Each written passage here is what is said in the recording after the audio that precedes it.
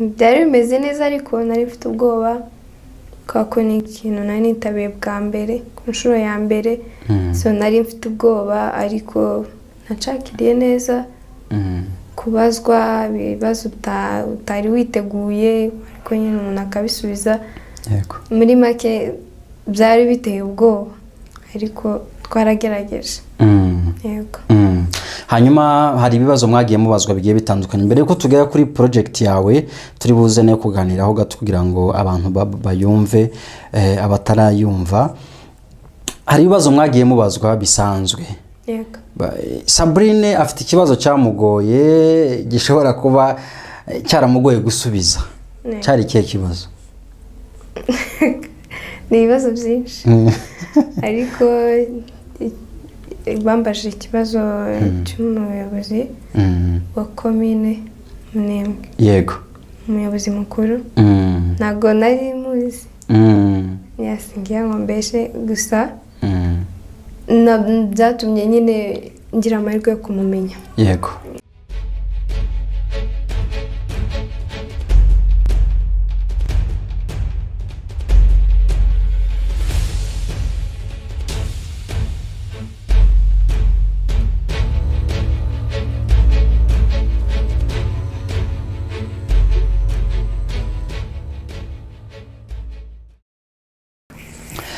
Mwongeye kwirigwa abandi mwaramutse bakunzi ba Gitavi TV twizere ko mumeze neza mwese aho muherereye mu mpande zigiye zitandukanye z'isi mu bihugu bigiye bitandukanye. Turabizi ko muba mudukurikiranye tutarinze turondora igihugu icyo ari cyo cyose. Turabizi ko tuba turi kumwe namwe ni mu biganiro bigiye bitandukanye ko bisanzwe kuri Gitavi TV ariko uyu munsi ntabwo usanzwe kubera ko ni umunsi w'imigisha. Turi niyinga tariki ya 27 tukaba turi kumwe n'umutumirwa udasanzwe. Impamvu mvuga ko adasanzwe icyambere impamvu twamutumiyemo n'igikorwa twamutumiyemo tugiye kuganiraho nawe ni igikorwa kibaye ku nshuro ya mbere kidasanzwe. Icya kabiri nuko umutumirwa nyirizina nawe ntabwo asanzwe kubera ko n'ubwa mbere tumutumiye hano kuri Gitavi TV. Reka rero tudatinze tumuhe ikaze muri studio za Gitavi TV. Tuguhaye ikaze. Ya murakoze cyane. Azina nitwa Zaninka Sabine. Abantu begidura 45. Yombana n'ababyeyi bombi. Ya umurara ndumurundi w'umwongera umwishwanya byinshi abagigi. Data yitwa Matano yashikaga Paul. Paul abakanizi Daudi washakagabo abakanizi bamwimuka amandwa. Murakoze cyane. Urakoze cyane kwivuga neza, kwivuga mu Kinyamurenge bitumye mpita ninjira neza kuri topic y'uyu munsi n'ikiganiro cyatumye ngira ngo uyu munsi twagutumye kugira ngo tuganire. Hari Miss Murenge East Africa irimo gutegurwa. Mbere yuko wenda tuyiganiraho gato, Sabine wenda umaze kutwivuga mu buryo bwa Kinyamurenge. Ibyo byivugo cyangwa se bisekuruza ni ibintu kura kurinde urabyiga ufata umwanya wo kubyiga cyangwa nawe wabyisanzemo? Barakoze cyane. Kwivuga gutya umuco w'abanyamurenge ni ngombwa, ni itegeko kuko umwana wese agomba kubimenya. So ngiye mbikomora ku babyeyi. Nicyo kiranga umunyamurenge kuko nk'umuntu wenda abantu bose ntibashobora kumenya ariko utamenye wamenya data, utamenye data wamenya sogokuru. Yego. Umuco wa Kinyamurenge. Muri uwo muco n'ubundi harimo n'igikorwa kirimo gutegurwa niko nari maze kubivuga ari nacyo tugiye kuganiraho kuri uyu munsi. Ni igikorwa cya Miss Murenge East Africa. Ni igikorwa kuri Sabrine yakiriye gute akimenya amakuru ku cyo gikorwa kirimo gutegurwa? Murakoze cyane. Nacyakiriye neza ndetse ndanakishimira, ndanakitabira. Yego. No kugikorera cyane. So ni igikorwa cyiza kuri njyewe kandi ndizera neza nashidikanya ko kizangirira akamaro. Nimbikora cyane hamwe n'Imana bikakunda bizagera kure. Hari umuntu wari wakubwira murimo kuganira runaka mu nzu cyangwa se ahandi ko gira confidence mu magambo? Yego barabimbwira. Yego. Bikomora Kuri papa. nawe avugana nta gihunga n'umugabo uvuga ijambo rikijana. Sabrine rero twakubonye mu majonjora yibanze mu karere ka Kasarani Muhiki na Gidurayi.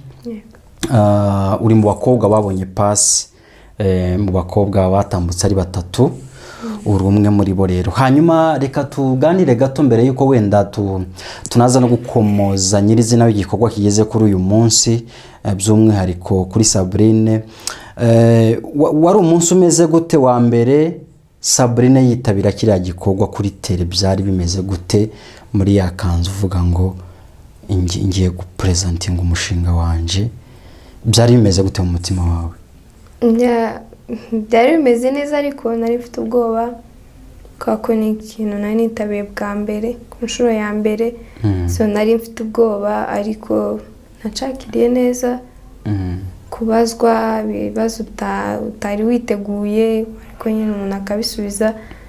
Muri make byari biteye ubwoba, ariko twaragerageje. Yego. Hanyuma hari ibibazo mwagiye mubazwa bigiye bitandukanye. Mbere yuko tugera kuri project yawe turi buze no kuganiraho gato kugira ngo abantu bayumve, abatarayumva. Hari ibibazo mwagiye mubazwa bisanzwe. Yego. Sabrine afite ikibazo cyamugoye gishobora kuba cyaramugoye gusubiza. Cyari ikihe kibazo? Ni ibibazo byinshi. Ariko bambaje ikibazo cy'umuyobozi wa komine Munembwe. Yego. Umuyobozi mukuru. Ntago nari muzi. Yasingiye ngo mbeshe gusa. Byatumye nyine ngira amahirwe yo kumumenya. Yego. Yaba ngubu naramumenye. Ubu waramumenye? Yego. Ubu izina rarizi neza? Yego. Mutubwire kugira ngo abantu bumve ko bamumenye. Yitwa Gadi. Gadi Nzabinesha. Umunyeshuri mwiza n'utsindwa, ariko agira 3 Mukiza. Mukiza. N'indi naryo ryibutse. Icyo nicyo kibazo cyakugoye gusubiza hariya. Hari ikindi kibazo cyakugoye? Kirahari. Indongoranyo. Indongoranyo. Bakubajije indongoranyo cyari cyo? Bambaje indongoranyo cyari cyo. Ntago nari nkizi neza mu buryo buri furu, ariko naragerageje. Waragerageje. Reka tureke kuvuga wenda ibyo wasubije, bidusubiriremo indongoranyo niki ubungubu wasanze ari iki? Indongoranyo niza nka umuhungu nka kuki yagiye gukwa, hari nka bamugarurira nyine nko kugabana, bamusubiza kugira ngo abashe ibe foundation yo kubaka urugo. Yego. Izo nizo bita indongoranyo. Ni ibibazo byinshi, kandi ngire ngo mu bibazo hari ugutsindwa, hakaba no gutsinda. Ibyo ni ibintu bisanzwe. Sabri, hari nk'ikibazo cyakoroheye hariya uri hariya uravuga ati iki ngiki wagira ngo bari babizi ko nkizi neza? Yego, kirahari. Ikibazo bambajije ngo nakuze inzozi zanjye ari kuba iki, cyane nakuze inzozi zanjye ari iki. Icyo kibazo cyaranyoroheye. Kubera ko inzozi zawe wari uzizi? Nari nzizi kandi ndazihorana, kandi sindazigeraho, kandi ndaziharanira. Uraziharanira? Yego. Ukunda abasirikare cyane? Ni ikintu cyakomeje kuvugwa cyane kuri social media. Sabri, kubera iki gitekerezo cyo kuba umusirikare cyakujemo? Impamvu cyanjemo nuko akenshi na kenshi usanga abakobwa bavuga ngo ntabwo dushoboye, ugasanga nyine baduhejeje iyo hirya, kandi natwe ntacyo tutashobora. Twese turi ibiremwa muntu, kabone n'ubwo abahungu baba bafite izo mbaraga nyinshi, ariko natwe hari izo dufite, kandi natwe hari icyo twashobora. Izo mbaraga twazishyize hanze, aricyo zobyara. So nkunda abasirikare kuko baritanga, barakora cyane, ni abantu bagira ubutwari, bagira umutima ukomeye, ni abantu bihangana, ni abantu bakora badategereje ibihembo bihambaye, ariko bagakomeza bagakora, bagakomeza mu murongo. Cyane nicyo mbakundira. Uyu munsi ugiriwe amahirwe yo kugera ku nzozi zawe zo kuba umusirikare, wifuza kuba umusirikare w'ikihe gihugu? Of course Congo. Impinduka za Sabine mu gisirikare cya Congo zaba ari izihe Sabina abonye umwanya wo hejuru wo kuba yagira impinduka runaka? Impinduka nuko nazana abakobwa benshi muri ico gisirikare. Ya kuko bagenda babona ibyo nkora, ngenda mbakangurira, nakora ubukangurambaga mbakangurira nyine babwira ibyiza byacu, babwira akamaro ko gutabara igihugu cyacu, akamaro ko kuba umusirikare. So ndumva ari nk'ibyo ngibyo. Yego. Hari abumva twaganiriye igisirikare cyane wenda bakagira ngo none turi kumwe na komanda, ntabwo ari umusirikare ariko nizo nzozi ze. Uyu munsi ufite inzozi nyinshi ariko inzozi nyamukuru tugira ngo tuganireho ni wa presence muri Miss Murenge East Africa. Nayo n'indi nzozi, ni izindi nzozi nazo ufite, mu nzozi ufite nyinshi. Reka ariyo tuganiraho kuri uyu munsi. Ufite umushinga wa presence kuri uriya munsi, ari nayo mushinga nkeka ko uzakomezanya kugera kuri finale. Ubwo mvuze finale kandi nizere ko uzayigeraho cyane. Hanyuma projet yawe ni iyihe mu ncamake? Murakoze cyane. Projet yanje nuko ijanye n'uburezi.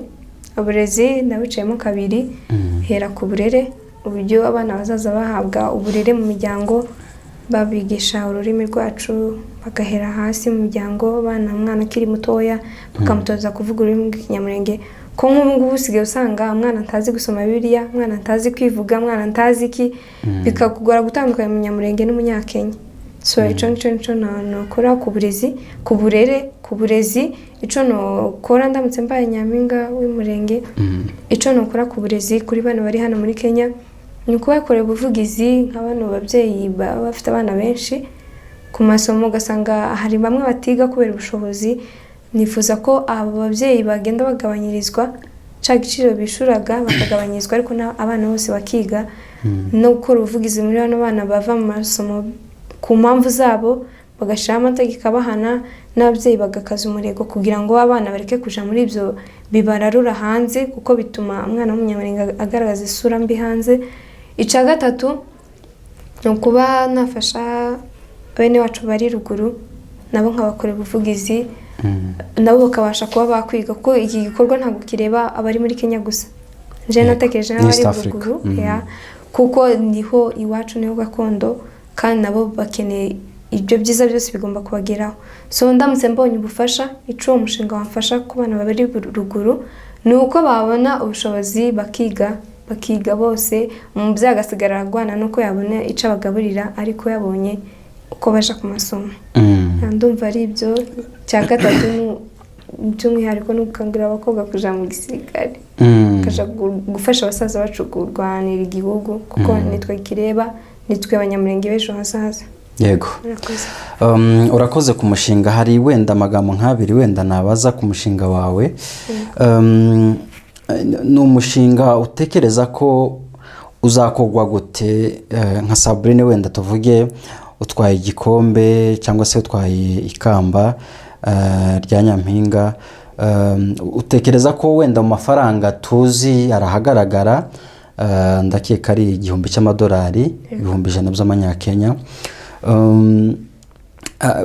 kwikubitiro ayo mafaranga mbere yuko wenda ukora n'ubuvugizi buzakurikira ayo mafaranga, kwikubitira amafaranga uyasambure ku meza, uyadistribute, turebe ko ibikorwa byawe bizuvuze bizavamo kuri ayo $100 by'amanyakenya. Yego. Ya, kuri ayo ngayo 50 bya ruguru, 50 ibya hano.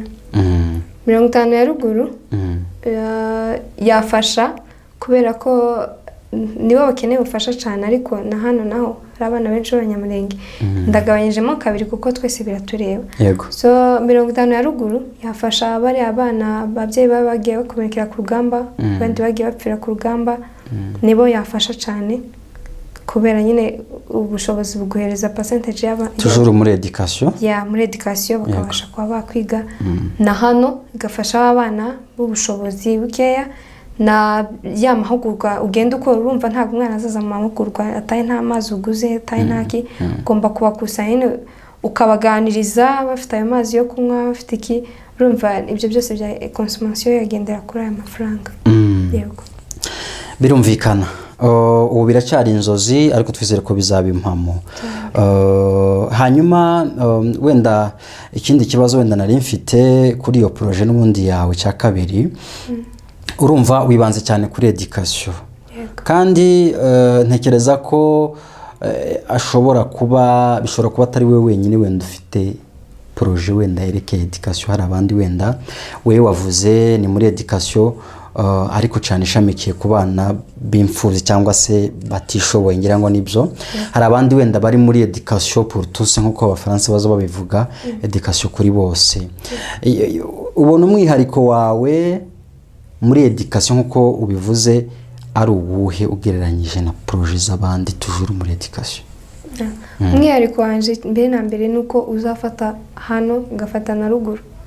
Undi umwihariko wa kabiri nuko njyewe nibanze cyane kuri bano bana badafite ubushobozi kuko nta uzi kweja icyo azabaco, so umugire neza ukamuzamura byaba ari amahirwe ku banyamurenge bose.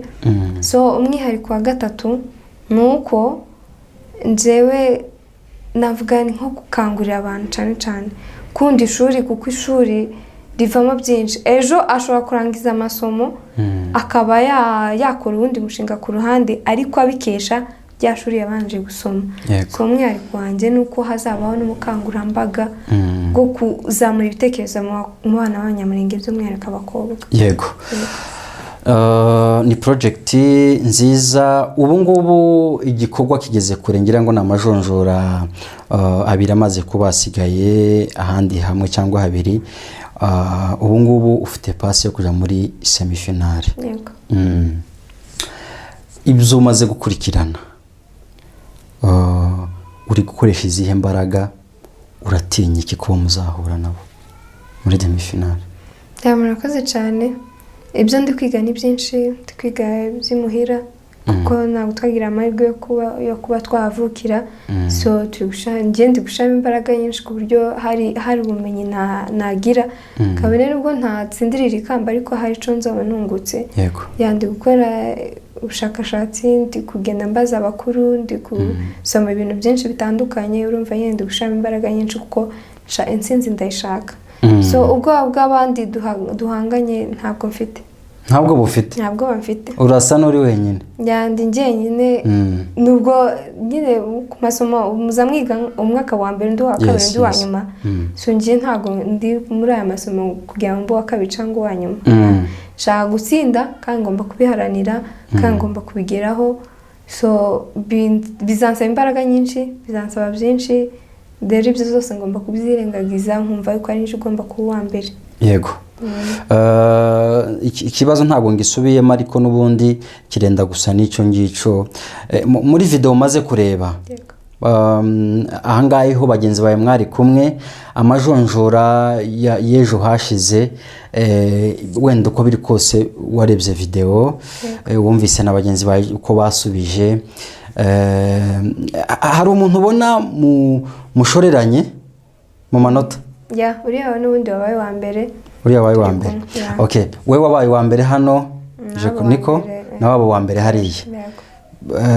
Uriya muntu urabona intambwe yawe ni iri imbere cyangwa iye ni iri imbere mo gato? Afite ubwoba.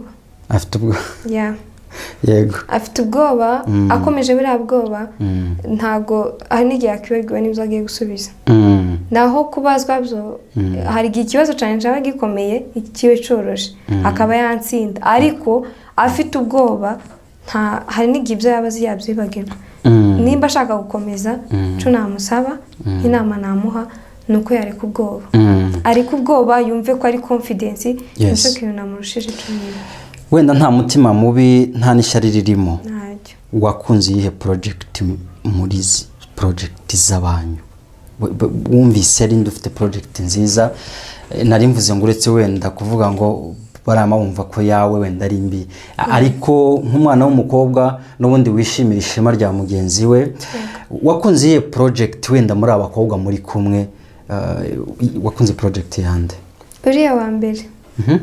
Uriya mwana wa mbere nimba yitwa Deborah, Deborah, yego.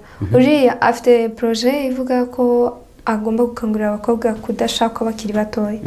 ni byiza cyane kuko bari mu kugenda ingo zikabananira bagacupira bagapfakara abandi abagabo bakabata bakasanga bagiye ku basinzi kubera ko ntago yigize amenya ngo ubu ngiye kubana nawe ninde aracyari yanga aracyari umwana ntago azi ibyo agiyemo ubu ni ibiki so numvishe projet yo ari nziza kuko numvishe dusa nkaho tugiye guhuza kuko byose ni ukwigisha muri education yego niyo mpamvu nabivuzeho muri education ariko wenda amashami agiye atandukanye tujye gusoza ikiganiro ariko mbere yuko dusoza ikiganiro hari amagambo amwe namwe wenda nagira ngo wenda utubwire cyane mu byabajijwe ku munsi w'ejo hari nk'ibibazo byabazwaga na bagenzi bawe ntago navuga ko bigoye cyangwa se bikomeye biterwa n'umuntu cyane cyane ko ni urubyiruko wenda bamwe banavukiye ino cyangwa se n'ahandi mu bindi bihugu